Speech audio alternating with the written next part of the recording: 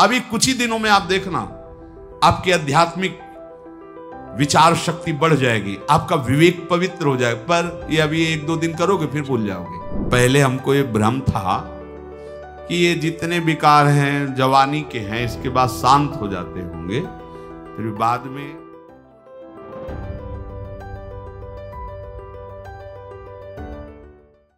मेरे परायण होकर जो भी तुम्हारी क्रियाएं हो रही हो मेरे को अर्पित कर दो। यत करोषि, जो कर रहे हो कुछ तो करो, कोई सिद्धांत तो पकड़ लो। आज से नियम ले लो कि हमारा कोई भी 24 घंटे का समय भगवद अर्पित बिना हुए नहीं हम छोड़ेंगे उसे। अगर शयन में जा रहे हैं तो जागृत का पूरा हिसाब प्रभु के चरणों में दीजिए, और शयन के बाद जब जगिए तो पूरा शयन दीजिए प्रभु को। प्रभु 10 बजे सोए थे और अभी 1 बजे 2 बजे जो जगे, तो प्रभु ये समय आपके चरणों में समर्पित है। इसमें जो हम नींद में हुए या जो भी नाम जप किया, जो प्रभु आपके चरणों में। अब फिर सुबह जागृत में ये विचार करते रहो, ये क्रियाएं सब प्रभु की प्रसन्नता के लिए हो रही। नाम जप करते रहो, हर क्रिया प्रभु को अभी कुछ ही दिनों में आप देखना आपकी आध्यात्मिक विचार शक्ति बढ़ जाएगी, आपका विवेक पवित्र हो जाएगा। पर ये अभी 1-2 दिन करोगे फिर भूल जाओगे। भूलो नहीं, अगर भूलते रहोगे तो ज्यादा समय नहीं अपने लोगों के लिए पास। ये बहुत डींगे हाँकते हैं हम अभी बड़ा समय। ब्रह्मा जी के देश में ब्रह्मलोक में ऐसे कमल की पंखुड़ी में ऐसे छेदो तो अपने यहाँ का 1 वर्ष हो जाता है। अगर वो 80 बार ऐसे कर दिए तो हम गए। 80 साल ही होगी वो तो उम्र, 60, 70, 80, 85 कितनी उम्र है। बहुत जल्दी तत्पर हो जाओ। पर सब कोई तत्पर नहीं होगा, सब तत्पर हैं आज जगत सजाने में। अरे हम जगत सजाने के लिए नहीं आए, हम जगदीश को पाने के लिए आए। ये हृदय का चिंतन बदलो, क्योंकि ये जरा मरण स्वरूप में नहीं होते, ये शरीर में होते हैं। अब स्वरूप का परिचय ही नहीं। लोग बहुत जानकार जैसे ज्यादा बातें बनाते तो कहते भैया 3.5 हाथ के शरीर में रहते हुए कई साल हो गए? बोले 40। तो जाना तुम कौन हो भाई? हो कि 100-200 हाथ का है तो खोजने में समय लगेगा। 3.5 हाथ के शरीर में आप हैं, आप अपने को नहीं जानकारी कर पाए तो आप कितने बड़े जानकार हैं? औरों की जानकारी क्या लोगे? आप अपनी जानकारी नहीं कर पाए, 3.5 हाथ के शरीर में हो, कैसे भूल भुलावे में हो? बोले हम तो रोज अपने को देखते, शीशा में देखते हैं, बढ़िया गोरे चिकले गाल और सब। ये तो प्रकृति की रचना का पंचभूत का एक नमूना है। ये नमूना है, नमूना हमारा थोड़ी स्वरूप है। बस ये पहली सूरज गई तो जरा मरण मोक्षा है, क्योंकि जरावस्था इसी में होती है और मरण अवस्था भी इसी की होती है। प्रकृति के कार्य शरीर के साथ जब तक तदात्म रहेगा तब तक जरा मरण मोक्षाय नहीं हो पाएगा। संबंध विच्छेद करना ही है इस शरीर से। सारी चेष्टा इसी शरीर के सजाने की है और शरीर को मैं मानने की पुष्टता की है। और हम बनते हैं साधक, हम बनते हैं अध्यात्म मार्ग के पथिक। जब कोई उपासक शरीर के साथ तदात्म मैं आज तक नहीं भूल पाए, देखो ना, जब आप तिलक लगाते हैं शरीर के माथे पे लगाते हैं, अपने माथे पे लगाते हैं, वो समय आता है क्या? नहीं, एक एक बाल संभाल करके, क्योंकि मैं हूं, मैं, बस यही अंतराय है। अब ये गूढ़ बात कैसे समझ में आएगी? यहां तो बात समझने के लिए बस इतनी कि वो उपाय बताओ जिससे चेक पर चेक पास होती है। वो उपाय बताओ जिससे खूब भोग भोगने के लिए बल बढ़े और खूब भोग मिले। बस जीने की। जीते किसके लिए हो? इसका उत्तर नहीं। इसका उत्तर नहीं किसके लिए जी रहे हैं? भोगों के लिए जी रहे हैं, भोग भोग रहे हैं, जीने के लिए। बस इतना ही क्रम है मूढ़ता का। शरीर के वृद्धावस्था होने पर जब शरीराभिमानी मैं मानता रहा है, अब वो अपने को मान लेता है कि मैं वृद्ध हो गया हूं, पर वासना बहुत प्रबल हो जाती वृद्धावस्था में। पहले हमको ये भ्रम था कि ये जितने विकार हैं जवानी के हैं, इसके बाद शांत हो जाते होंगे। फिर बाद में अन्य वृद्धजनों से बात करके और शास्त्रों से पता चला कि यदि 40 40-45 की अवस्था, पूज्य पंडित श्री गया प्रसाद जी की वाणी, 40-45 वर्ष की अवस्था तक आपने अपने विकारों पर विजय प्राप्त नहीं की तो आगे और भयंकर रूप धारण कर लेंगे। और वृद्धावस्था में तो ये ज्वलंत, लोग कहते जवानी में विकार ज्वलंत होते, नहीं नहीं, वृद्धावस्था में होते, क्योंकि अब उसकी दुर्गति करवानी है ना। अंदर विकार भरे होते हैं और शरीर भोग लायक नहीं होता, बस मिटिया मिट, वो मलिन विचार उसके आगे बढ़ने नहीं देते। ये देखो कैसे जरा मरण मोक्षाय हो पाओगे। अभी से सुधार करो, आज से सुधार करो। एक आए थे हितधाम में, वो आप लोग जानते हैं उनको, उन्होंने कहा कि हम विरक्त वेश लेना चाहते हैं। दोनों पति पत्नी सब कार्य निवृत्त हैं और हाँ ठीक है, अच्छा है, चौथापन है, विरक्त भाव होकर वृंदावन बास, और फ्लैट भी खरीद लिया। हमका ठीक है, आप ऐसा कर सकते हैं, अच्छा है, जब जागे तब ही मंगल, आप जो आयु बची वृंदावन वास करते हुए भजन करो। पर हमारे यहाँ पर सिद्धांत है कि रज के पात्र में पाया जाता है और कोशिश करे कि जमीन में ही आसन लगाकर शयन करे। बहुत संसार के तो सब भोग आप भोग ही लिए, और दोनों अलग अलग आसन पर लेटना। वो रुक गए, उनका अलग अलग आसनों पर। हम कहा हाँ, ये विरक्त होने पर तो फिर यही होगा ना, मतलब अलग अलग आसनों पर। तो उन्होंने स्पष्ट कहा कि इनको फिर नींद नहीं आएगी तो हम विरक्ति नहीं ले पाएंगे, और नहीं ली। और वो वृंदावन से, ये आप क्या समझते हो, बुढ़ापा में जीवन में भजन नहीं किया तो बुढ़ापा में आके तुम ऐसे नहीं। बहुत विचित्र राग है, माया का ऐसा राग नहीं है। जो ये मैं मानता है कि शरीर मैं हूं, शरीर पे मेरापन टिका हुआ है, तो जन्म मृत्यु जरा व्याधि दुख दोषानुदर्शनम वो नहीं कर पाएगा। जन्म मृत्यु जरा व्याधि दुख दोष ये नहीं देख पाएगा वो शरीर के। जन्म मृत्यु जरा व्याधि दुख रूप दोषों को देखना विवेकवानों का कार्य है। इस शरीर में बिल्कुल ममता नहीं रह जाती जब आप भगवत प्राप्ति का लक्ष्य करोगे। भगवत प्राप्ति का क्या, हमें लगता है अगर विशेष कोई कामना अपना जोर दे दे तो शरीर का प्यार खत्म हो जाता है। कोई कामना विशेष जोर दे दे, अपने स्वरूप में आ जाए कामना, तो फिर उसे कुछ याद नहीं रहता, मरना मंजूर है, लेकिन वो अपने लक्ष्य पर आगे बढ़ जाएगा। फिर भगवत प्राप्ति की कामना और शरीर का राग बना रहे, कैसे हो सकता है? इसका मतलब है अभी भगवत प्राप्ति की जलन नहीं हुई हृदय में, भगवत प्राप्ति की लालसा नहीं हुई। ये मैं मेरापन से मुक्त हो गए तो जरा मरण से मुक्त हो गए, क्योंकि शरीर के साथ माना हुआ संबंध बड़ा कठिन है त्यागना। तो इसे क्या करें, कैसे संबंध का त्यागे? हम नया संबंध बनाओ। क्या नया संबंध? अभी तक जितने संबंध बनाए उन सब संबंधों ने तुम्हें बांधा है। भगवान कपिल देव जी कहते हैं कि ये आसक्ति ही जगत के बंधन का कारण हुई, और हे मां, अगर यही आसक्ति भगवत प्रेमी महात्माओं से हो जाए तो मोक्ष का खुला हुआ द्वार है। हमें संबंधों ने ही बांधा है, शरीर संबंध, शरीर संबंधी भोग, शरीर संबंधी रिश्ते नाते। अब हम एक संबंध और प्रकट करते हैं, अपने आत्मस्वरूप गुरुदेव का। मन वचन कर्म से हम आचार्य और गुरुदेव की शरण में होते हैं। अब ये जीवन यंत्रवत वैसे ही चलेगा जैसा आदेश होगा, खत्म खेल। देह भाव कब नष्ट हो गया आपको पता नहीं चलेगा।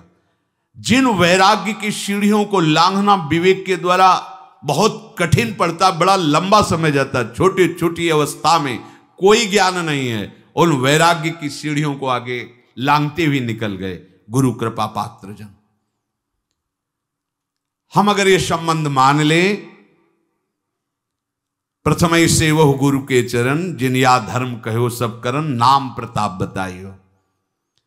आप इस चाल को समझना, ये मन बुद्धि इस बात को स्वीकार नहीं करते हैं। एक गुरु का संबंध केवल एक व्यवहार मात्र कर लेते हैं। गुरु मानने वाले लाखों हैं, लेकिन गुरु की मानने वाले अंगुलियों में गिने जा सकते हैं।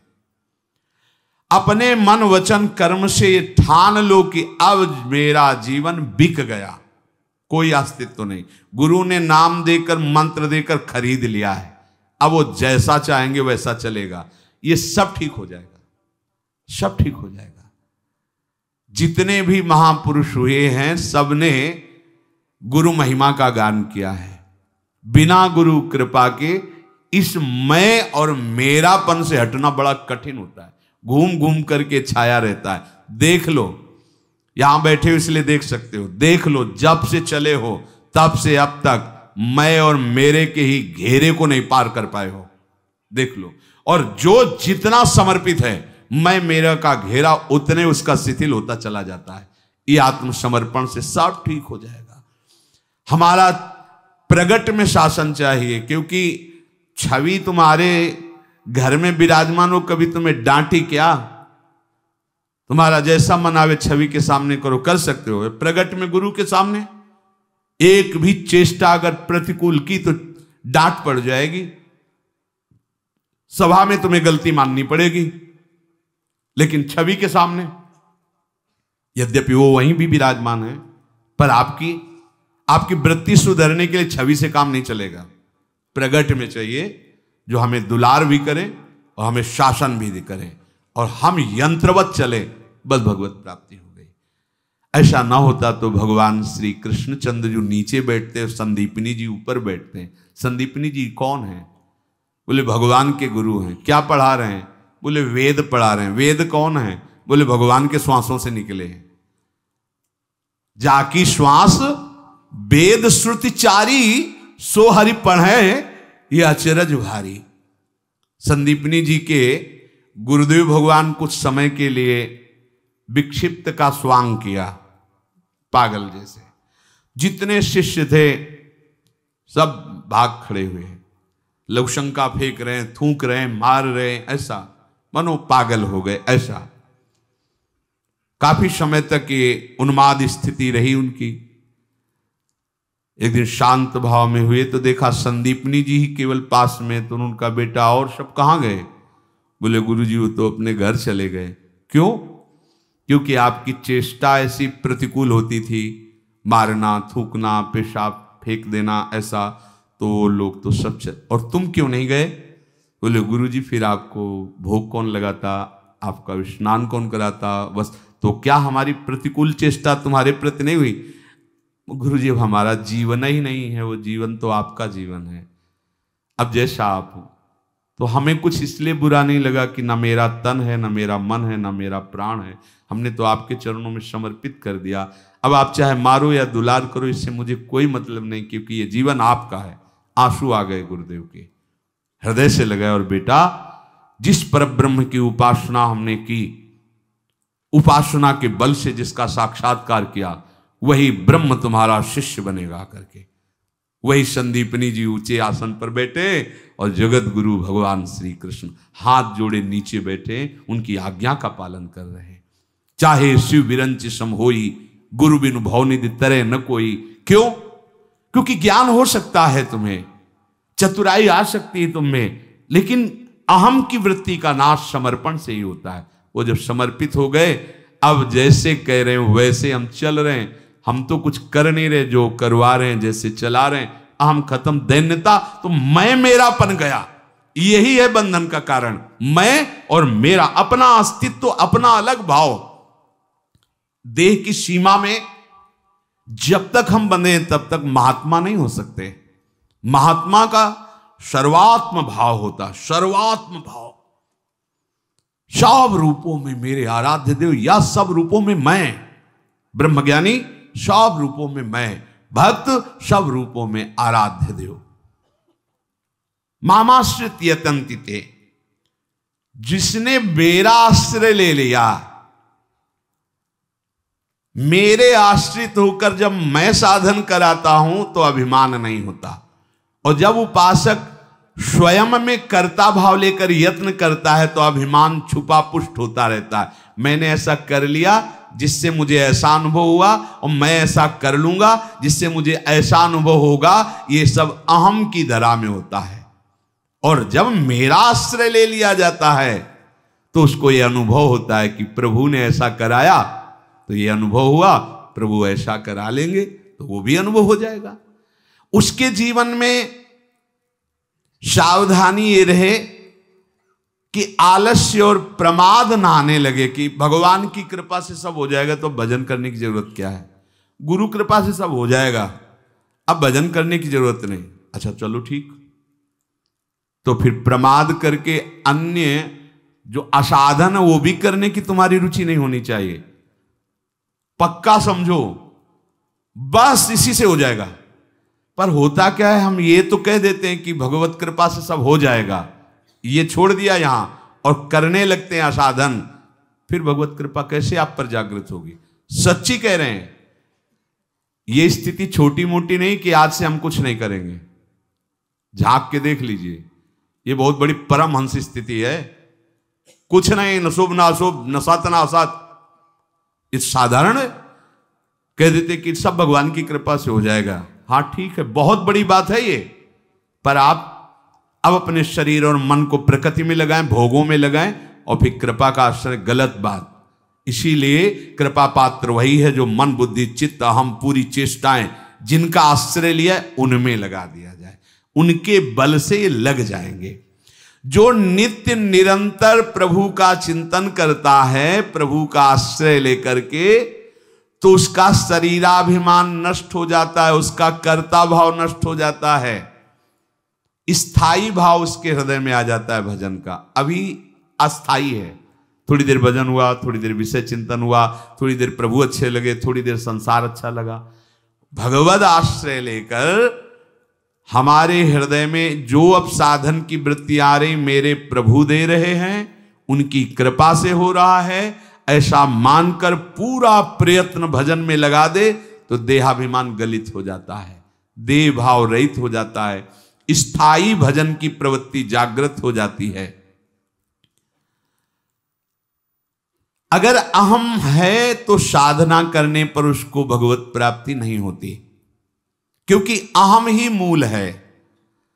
शरीर और संसार में थोड़ा भी महत्व है तो अहम है, उतनी ही भगवत प्राप्ति में देरी है जितना अहम है। यह सूक्ष्म विषय है। इन बाधाओं को दूर करने के लिए आत्मसमर्पण अत्यंत आवश्यक है। संसार की स्वतंत्र सत्ता नहीं है, शरीर की स्वतंत्र सत्ता नहीं है। विचार करो, ये यंत्रवत वैसे ही माया से चल रहा है, यंत्रारूढ़ानिमम माया। तुम वैसे भी कुछ नहीं कर रहे हो, त्रिगुण माया के द्वारा हो रहा है।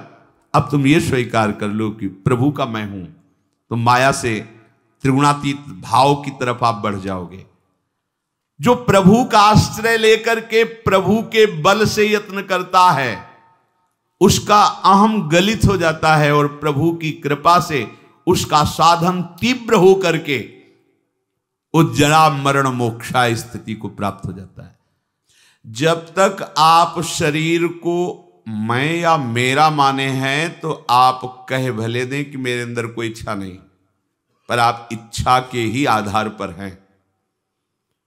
और जब आप स्वरूप स्थित होंगे तो भले आप मांग करें, लेकिन वो आपकी इच्छा नहीं होगी। ये बड़ा सूक्ष्म विषय है। ब्रह्मबुद्ध संपन्न महापुरुषों को देखा गया, श्री परमहंस रामकृष्ण देव जी सत्संग बीच में बोले, थोड़ा सा पकोड़ा लाओ फिर सत्संग करेंगे, हुक्का लाओ। विवेकानंद जी कभी कभी प्रार्थना करते, भगवान सत्संग के बीच में तुम क्या जानो। इच्छा रहित महापुरुषों की इच्छा सहित चेष्टा देखने पर भी वो इच्छा रहित है। देह भाव से युक्त इच्छा रहित कहने पर भी वो इच्छा सहित ही है। वो जानता नहीं है, उसकी अभी सूक्ष्म विवेक शक्ति जागृत नहीं हुई जिससे वो जान पाए। स्वरूप में कभी कोई इच्छा ना थी, ना है, न रहेगी, और देह भाव में कभी इच्छा रहित तो हुआ ही नहीं जा सकता, बनी ही रहेगी इच्छाएं। इच्छाओं का मोड़ कर दिया जाए, इच्छा की धारा को बदल दिया जाए। प्रभु की प्राप्ति की इच्छा, ये महापुण्य हो गया, ये बड़ी लाभ की बात हो गई। पर ये बिरले की ही हृदय में जागृत होती है, नहीं तो सर्वभूतानि सम्मोहम, ये सब मोहित केवल इच्छाओं से ही हो रहे हैं। ये मिल जाए, ये मिल जाए, ये कार्य बन जाए, ऐसा हो जाए, वैसा हो, पूरा जीवन। कोई बिरला, बिरला जो सत्संगी है, महानुभाव का सेवन करता है। यो महानुभाव सेवते कस्तरति कस्तरति मायाम, कौन तरता है इस माया से, कौन तरता है? यो संगः त्यजति, जो विषयी पुरुषों का संग त्याग देता है। यो महानुभाव सेवते, जो महापुरुषों का संग स्वीकार करता है। महापुरुषों का संगी ही वो बिरला होता है जिसके हृदय में ये इच्छा जागृत हो जाती है। आशास्य दास्यम वृषभानुजायास तीरे समध्यास्च भानुजाया, कदानु वृंदावन कुंजवी थी स्वहम नु राधे हृतिर्भवेयम। हे लाडली, वृंदावन की गलियों में भिक्षा मांगते हुए मुझ भिक्षुक को कभी आप कृपा करके अपने श्री चरणों की दास्ता रूपी भिक्षा दे दो। यही आशा लगाए आपकी कृपा से हम वृंदावन की रज का सेवन कर रहे हैं। ये इच्छा, ऐसी इच्छा जिसमें सब इच्छाएं भस्म हो जाए, भगवत प्राप्ति की इच्छा। दर्श बिन दुख न लागे नैन, जब से तुम बिछुरे प्यारे कबहु न पायो चैन। दर्श बिन दुख न लागे नैन, हृदय में पीड़ा पैदा हो जाए, अन्य कोई विचार ही न रह जाए। ये मुमुक्षुता, ये भगवत प्राप्ति की इच्छा इतनी प्रबल हो जाए कि जीना भार लगने लगे। ऐसे ब्रह्मबोध नहीं होता, ऐसे भगवत प्रेम नहीं होता। बैलेंस बना के चलने से मन भी राजी रहे, इंद्रियां भी राजी रहे, भगवत प्राप्ति भी हो जाए। नहीं, इनकी भारी ताप को सहने की सामर्थ्य उपासक में होनी चाहिए। जब इनके आप प्रतिकूल चलेंगे और अध्यात्म के अनुकूल चलेंगे तो जलाना चाहेंगी ये इंद्रियां। इंद्रियों को भी भगवान ने प्रमथन स्वभाव वाली कहा है और मन को भी प्रमथन स्वभाव वाला कहा है। ये दोनों साधक को जलाते हैं, मथते हैं, विषय की तरफ आकर्षित करते हैं। उसी आकर्षण को सह जाता है, वही बिरला कहा जाता है। टूट गया सो विषयी, सह गया सो महात्मा। सहत सहत बाढ़े भगति। श्री भगवान कह रहे हैं, एषाम त्वंत गतम पापम जनानाम पुण्य कर्मणाम ते द्वंद्व मोह निर्मुक्ता भजन्ते माम दृढ़व्रता। जिन पुण्य कर्मा, कल चर्चा हुई थी कि जितने पुण्य हैं इस त्रिभुवन में वो सब आधे हैं। पूर्ण पुण्य यही माना जाता है कि मुझे इसी जन्म में प्रभु से मिलना है। ये बात हृदय में, वाणी में ही नहीं, केवल वाणी में कहने से नहीं बात बनेगी। ये हृदय की बात हो जाए कि अब तो प्रभु के बिना हमारा जीवन निस्सार है, अब कहीं कुछ अच्छा नहीं लगता। आपके हृदय में जब प्रभु के मिलन की बात आ जाएगी तो आपको विषय भोग बमन की तरह दिखने लगे, घृणा होगी बात सुनने पे।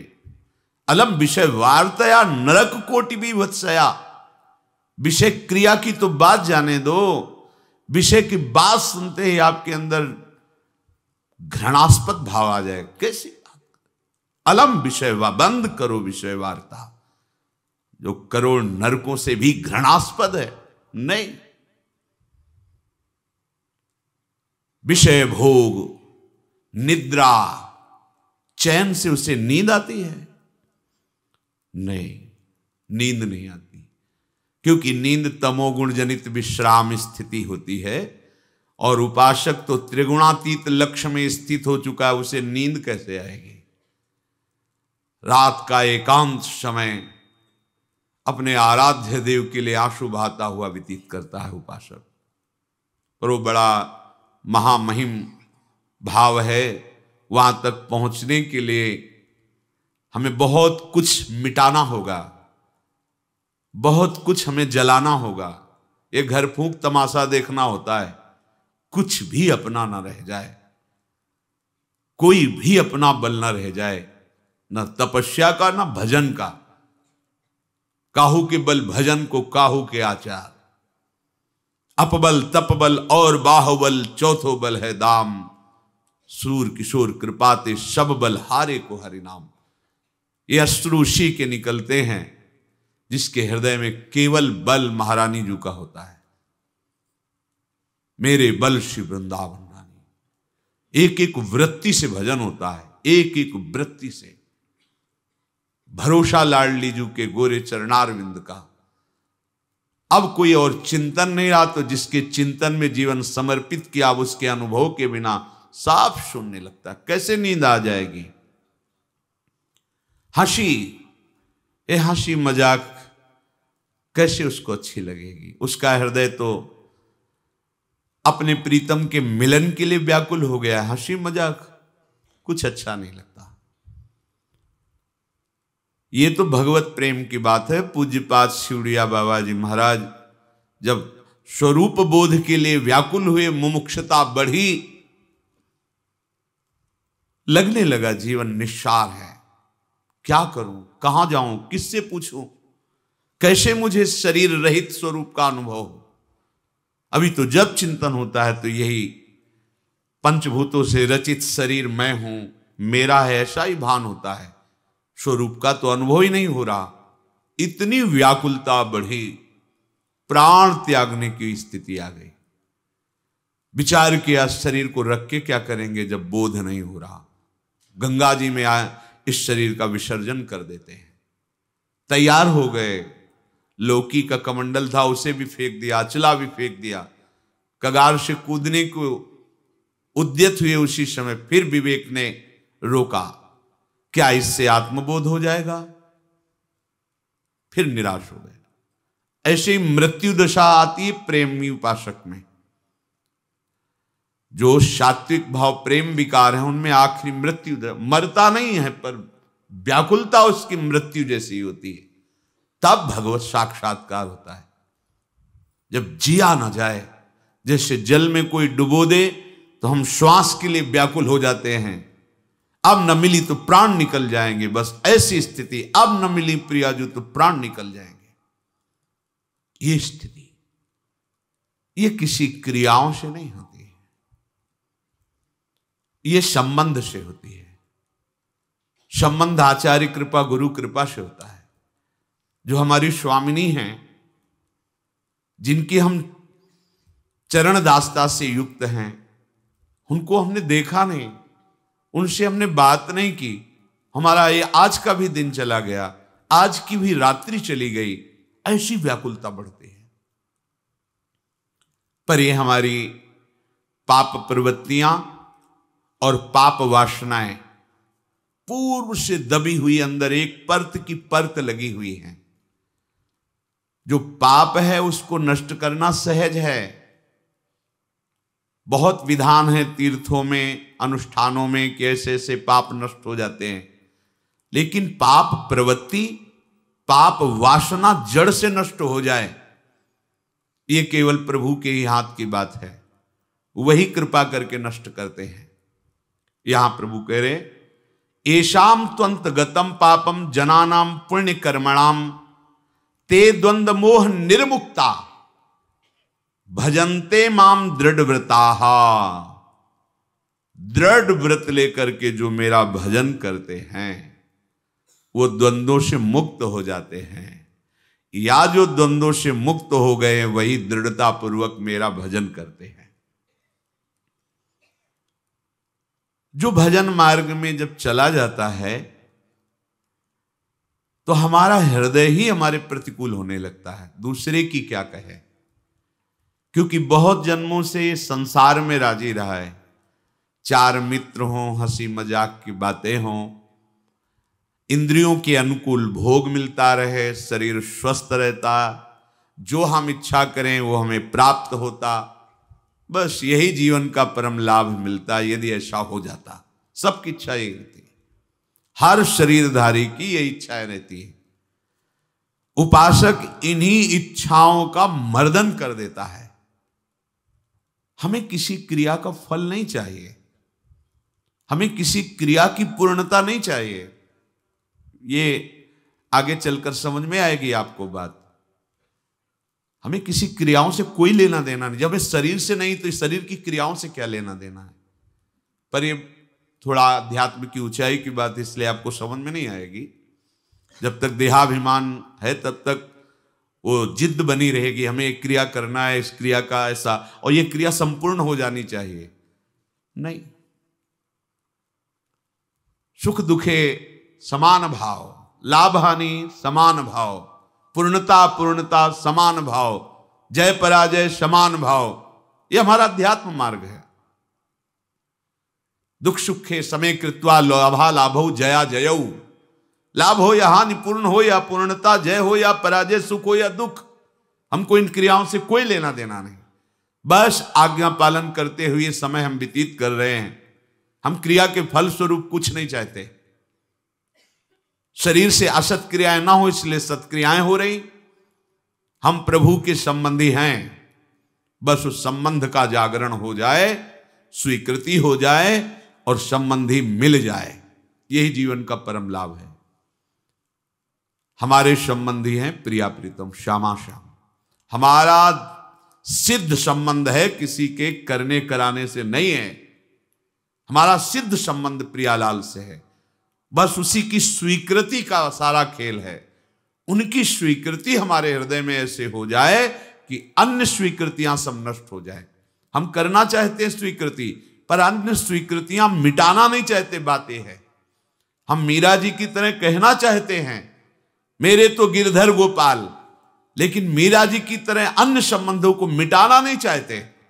दूसरो न कोई, देख लीजिए, ये शरीर भी मेरा नहीं है, मन भी मेरा, दूसरो न कोई, मेरे तो गिरधर गोपाल, दूसरो न कोई, न कोई दूसरो।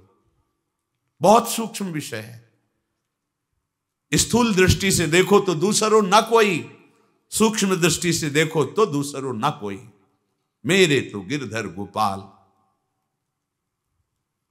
ये जब तक पाप वासना, पाप प्रवृत्ति, तब तक ये बात नहीं आती, वाणी से भले बोलते रहे। ये जो द्वंद्व हैं, लाभ हानि, सुख दुख, पूर्णता अपूर्णता, जय पराजय, इन्हीं पर हमारी दृष्टि रहती है। द्वंद्व मोह निर्मुक्ता तब भजनते माम दृढ़व्रता, तब दृढ़ व्रत होता, स्वयं भजन चलता है। जैसे धड़कन चल रही है ऐसे भजन चलता है, फिर भजन करना नहीं पड़ता। ये क्रियापूर्ण, ये क्रियापूर्ण, ये क्रियापूर्ण, हमारी बहिर्मुख वृत्ति रहती। देखो अंदर, ये उपासना की चढ़ाई की बात है। प्रारंभिक में तो गोली डंडा भी बनाता है विद्यार्थी तो शाबाशी दी जाती है, लेकिन पूर्णता की तरफ जब गति, तो फिर उसी को डांटा जाता है। कब तक बनाता रहेगा गोली डंडा, कब तक इतना ही चलता रहेगा। आगे बढ़, आगे बढ़ना, बहिर्मुखता का त्याग करके अंतर्मुख होना। सर्वात्मना न विसृजेत बहिरिंद्रियाणि, एकश्चरण राश्चित्त मनन्ते से युंजीत तद वृत्तिषु साधुश्चेत प्रसंगः। जिनके संग से भगवत प्रसंग का, श्रवणेन्द्रिय में अमृत पान करने का सौभाग्य मिलता, बस केवल उन्हीं महत्पुरुषों का संग। नहीं तो एकश्चरण, अंदर अकेला विचरे, अंदर अकेला अर्थात केवल प्रभु को लेकर चिंतन चलता रहे। हम अकेला विचरने का मतलब शरीर को लेकर समझते हैं। शरीर को ले लिया तो अकेला कहां हुआ, पूरा प्रपंच हो गया, सारा संसार यही है। प्रायः अध्यात्म की सूक्ष्मता को न जानने के कारण साधक शरीर को लेकर ही विचरता रहता है। ध्यान दीजिएगा, 24 घंटे में 1 मिनट भी शरीर का विस्मरण नहीं करते आप। वो नींद में सुषुप्ति में हो जाए, गाढ़ अवस्था में तो बात अलग है। नहीं, हर समय बहिर्मुख वृत्ति से इसी शरीर की क्रिया, शरीर का चिंतन। आराध्य देव की ऐसी स्मृति जिसमें अंतर्मुखता की गाढ़ स्थिति, शरीर का विस्मरण, अब आई है अध्यात्म की रंग वृत्ति। क्योंकि द्वंद्व से मुक्त हुआ, मोह से मुक्त हुआ उपासक निरंतर भगवदाकार वृत्ति रहती है। सभा में बैठा हो या शरीर किसी एकांत गुफा में बैठा हो, कार्यरत हो या क्रिया रहित हो, उससे कोई फर्क नहीं पड़ता। कर्माणि श्रुति बोधितानि नितराम कुर्वन्तु कुर्वन्तु मा गूढ़ाश्चर्य रसास्त्रगादि विषयान गृह्णन्तु मुञ्चन्तु वा। निर्विषय होकर बैठा हो या विषय सेवन कर रहा हो, शास्त्र सम्मत कार्यों में रत हो या क्रिया रहित हो, कोई फर्क नहीं पड़ता।